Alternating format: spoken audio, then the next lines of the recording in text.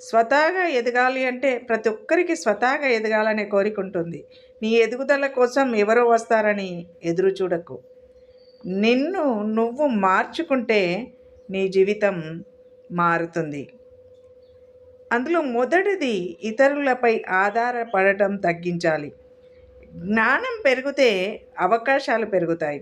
మరి జ్ఞానాన్ని పెంచుకోవాలి. కష్టాలను చూసి వెనక్కి తగ్గకూడదు. అది ఎదుగుదలను ఆపుతుంది. సమస్యలు మనల్ని బలంగా తయారు చేస్తాయి. సమయాన్ని విలువైనదిగా భావించాలి. వృధా చేయకూడదు. టైం వృధా చేస్తే ఎదుగుదల ఆగిపోతుంది.